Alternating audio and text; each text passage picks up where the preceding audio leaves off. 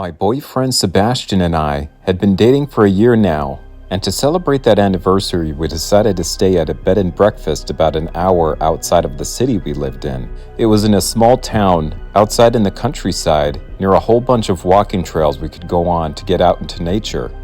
It seemed like the perfect place for us, because we were both outdoorsy types of people, and to have some quiet time together was a huge draw.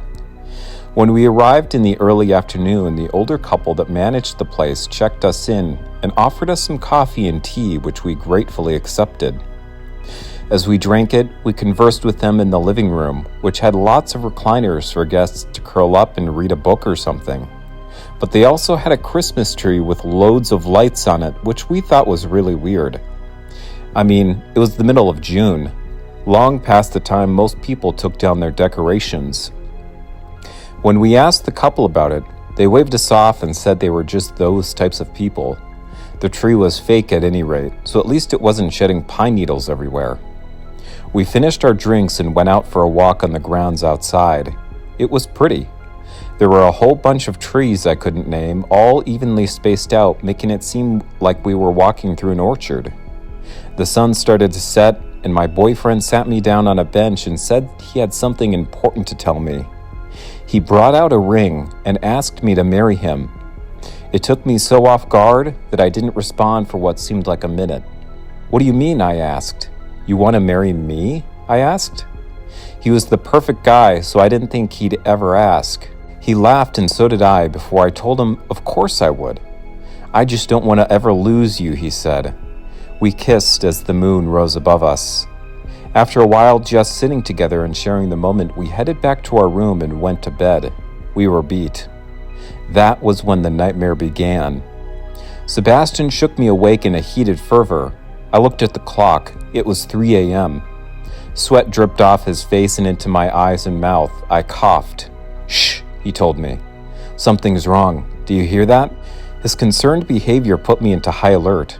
How else was I supposed to act being woken up in the middle of the night? I listened intently and heard a distant creaking. Odd, maybe. Concerning, I didn't think so. "What's wrong?" I asked, sitting up. "There's someone in our house. They're coming to hurt us," he said. Our house, I thought? That's an odd way to phrase it. "What do you mean, the old couple?" I asked. Before he responded, he went to his suitcase and pulled out a knife, a rather large foldable one. "Sebastian, what are you doing?" I whispered, but it seemed more like a yell in the middle of the night. A loud belch came from outside our room, like the sound of a man who had one too many beers. Then more creaking. I became real scared then because I had no idea what was happening, and the way Sebastian was reacting to the situation had me all tensed up. "Whatever you do, stay here," he said. He opened the door and stepped out.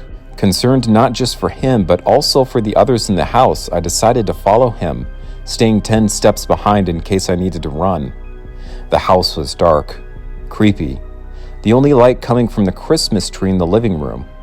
Sebastian walked through the living room and into the kitchen. There was a dull light in there. Someone was actually in there. Who was it? When I ran to the corner, I breathed a huge sigh of relief. It was just the old man, the owner of the bed and breakfast, scrounging around in the fridge for some food. "Oh, hi," he told Sebastian, smiling.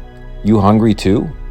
Then my boyfriend, my fiancé I guess I should call him because that's what he was, did something awful. "Get out of our house," he yelled at him. Then he started at the old man with the knife. The poor man had no time to react, and neither did I. In an instant he was on the ground, and Sebastian was stabbing him over and over. It was dark, but even in the dim light of the Christmas tree, I could see blood flying into the air as my fiancé pulled back and threw his arm into the man's chest with the knife. I screamed. The lights, the real lights, flipped on and the man's wife came running in. She screamed too. "What the hell is he doing to him?" she yelled at me. I sprang into action and charged Sebastian, pulling him off the old man. He was all crazed out, but he recognized me and calmed down, but only for a moment. He saw the woman and yelled, "Intruder!"